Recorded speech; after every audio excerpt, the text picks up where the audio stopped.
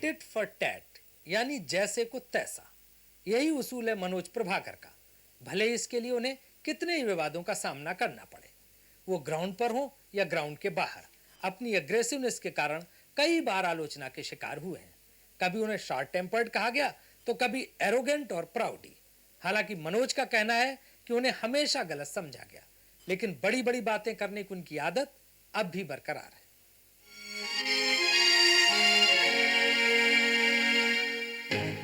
ये आप इतने तुनक मिजाज, गुस्सैल, गाली गलौज करने वाले, रूड, इस तरह कैसे हो गए? आपको लगता है अब मैं ऐसा हूँ? नहीं, आप कैमरे के सामने तो नहीं लगते हैं, लेकिन लोग कहते हैं कि आप बड़ी जल्दी गुस्सा करते हैं, किसी को भी पीट देते हैं, किसी को भी डांट देते हैं, और आपने कहा भी है कि गाली गलौज तो मेरी आदत में है। देखिए जी, जब काम होता है दिमाग का, अगर आप ठंडा नहीं रहेंगे तो सब कुछ गवा देंगे।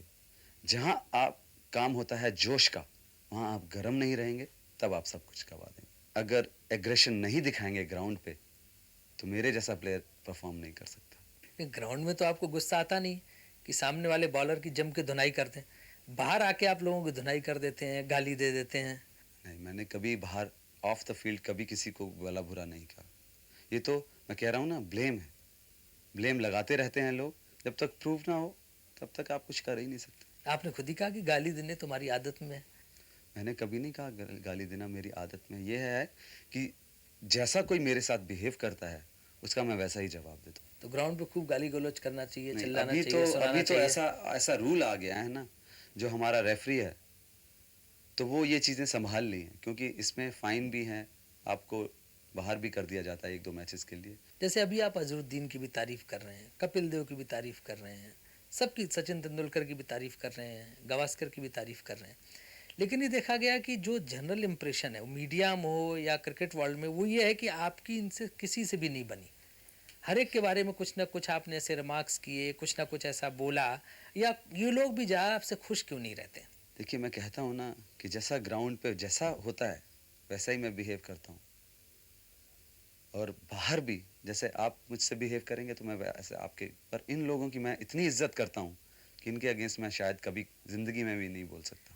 नहीं, अब मैं कुछ बोलता हूँ और वो कुछ समझें, तो इसमें मेरी तो गलती नहीं है। ये गलतफहमी सिर्फ आपके बारे में क्यों होती है, मीडिया को भी, क्रिकेटर्स को भी, कि आप कुछ बोलते हैं और वो समझ कुछ जाते हैं? ये समझ का फिर क्यों होता है? कि we made for each other, कि अगर मैं कुछ अच्छा भी कर रहा हूँगा तब भी कंट्रोवर्सी में हूँगा, कभी मैं बुरा कर रहा हूँगा तब भी कंट्रोवर्सी में हूँगा। मतलब ये तो हमारा साथ है।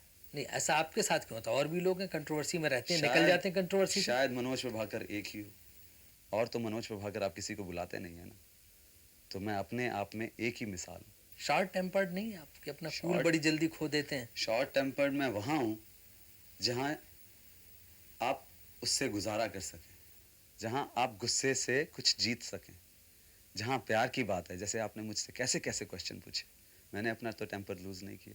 तो जहाँ जिस चीज़ की ज़रूरत होती है मैं वहाँ उस चीज़ का इस्तेमाल करता हूँ। आपके बारे में कहा जाता है कि काफ़ी रंगीन मिजाज भी हैं आप। मैदान में तो आपकी बड़ी एग्रेसिव क्रिकेटर की इमेज है, लेकिन मैदान से बाहर आते आपकी जो फीमेल फैंस हैं उनके सामने आप क्लीन बोल्ड हो जाते हैं। शायद मैं क्लीन बोल्ड कर देता हूँ क्योंकि मैं तो एक बॉलर हूँ। हो सकता है कि उनको मैं ज़्यादा पसंद हूँ, मैं बात ऐसी करता हूँ, शायद उनको मेरी आदत पसंद हो, और सूरत भी इतनी ख़राब नहीं है। मनोज प्रभाकर ने इंटरनेशनल क्रिकेट से रिटायरमेंट की घोषणा तो बड़े जोर शोर से की, लेकिन कुछ ही दिन बाद अखबारों में उनके बयान छप गए कि वो इंग्लैंड टूर के लिए अवेलेबल हैं। यह अलग बात है कि बोर्ड की तरफ से अभी कोई ऐसा ऑफर उन्हें नहीं दिया गया है। इस मामले पर प्रभाकर आज कॉन्ट्राडिक्टरी स्टेटमेंट दे रहे हैं। शायद यही वजह है लोग उनके इस फैसले को दबाव की राजनीति मान रहे हैं। अभी आपका एक बयान आया, उसमें आपने कहा कि मैं इंग्लैंड टूर के लिए अपने आप को ऑफर करता हूँ, इंग्लैंड टूर के लिए अगर मुझे कहा गया तो मैं जाने के लिए तैयार हूँ। तो लोगों में कुछ ये इंप्रेशन जा रहा है कि अब आप अपनी बात से पलट रहे हैं। जब मैंने संन्यास लिया तो मुझे नहीं मालूम था कि लोग इतना मुझे प्यार करते हैं, इतना अप्रिशिएट करते हैं। इसलिए मैंने उनके लिए अगर खेलूंगा तो उन लोगों के लिए जिनकी वजह से आज मेरा इतना नाम है, इतना सम्मान है। सेलेक्टर्स की तरफ से या किसी की तरफ से कोई बात होती तब आप कहते तो इसका फर्क पड़ता।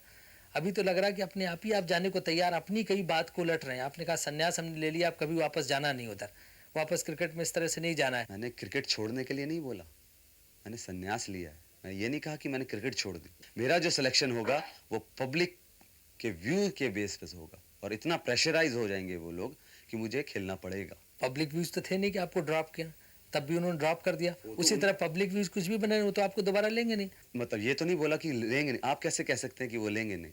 प्रेशर आया तभी तो बोला ना किसी ने कि जी उनको अपना डिसीजन वापस ले लेना चाहिए। देखा, आपको पॉलिटिक्स और क्रिकेट में एक तय करना पड़ेगा, आप दोनों नाव पे पांव रख के नहीं चल सकते।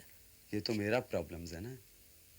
ये आप कैसे कह सकते हैं कि नए नाव में नहीं चल सकता? तो क्रिकेट पॉलिटिक्स दोनों में रहेंगे आप। क्रिकेट में रहूंगा, ये नहीं कि मैं क्रिकेट सिर्फ खेलने से ही क्रिकेट का मदद करूंगा। कुछ लोगों का ये मानना है कि अगर इलेक्शन में आप हार गए तो आपके दिमाग में बात है कि फिर करेंगे क्या, इससे बढ़िया कि अपने आप को ऑफर कर दो क्रिकेट में वापस, फिर से इंग्लैंड दौरे पे आपकी वापसी हो जाए। मैंने क्रिकेट तो छोड़ने के लिए कभी मना ही नहीं किया था। मैंने तो तब भी कहा था कि मैं दिल्ली के लिए खेलूंगा, क्योंकि दिल्ली की टीम अच्छी नहीं है, दिल्ली का टीम का परफॉर्मेंस अच्छा नहीं है। इसीलिए मैंने बोला कि जब तक दिल्ली का एक टीम अच्छी नहीं बना लूंगा, क्रिकेट नहीं छोड़ूंगा।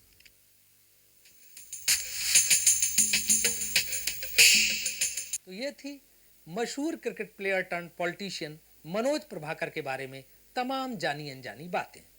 ऐड को रूबरू में अगले हफ्ते आपसे फिर मिलेंगे एक नई हस्ती के साथ। तब तक के लिए मैं राजीव शुक्ला आपसे विदा चाहता हूँ।